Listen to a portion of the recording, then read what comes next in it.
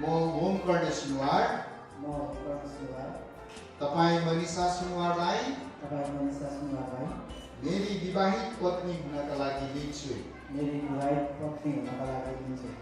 यस दिनदेखि उसो असलको निम्ति खराबको निम्ति धनमा गरिबीमा रोगमा स्वास्थ्यमा आफूसँग राख्नेछु र हेरचाह गर्नेछु।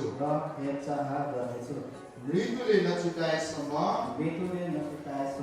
प्रेम गर्नेछु र प्रसन्न हुनेछु र त्यस बेलासम्म म तपाईलाई मेरो प्रेमको प्रतिज्ञा दिन्छु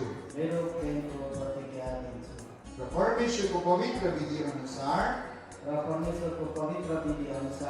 यसो गर्नेछु। धन्यवाद। आजको दुलहा होम कर्ण सुनवार, यी तपाईकी दुलहीलाई सुरक्षा गर्नुहोस् जसले आफूलाई अहिले तपाईको हेरचाहमा सुम्पिएकी छिन् र प्रभुमा जिउने कोसिस गर्नुहुँदाखेरि तपाईको कुनै पनि शब्द वा कामले तिनको आँखी भाउलाई दुःखले नचोकोस् वा तिनका आँखाहरू आँसुले धमिला नपारिन्। आजकी दुलही मनिषा सुनवार, तपाईका अनुग्रहद्वारा तपाईले जित्नु भएको हृदयलाई तपाईका पवित्र गुणहरूद्वारा कायम राख्ने जिम्मेवारी तपाईको हो।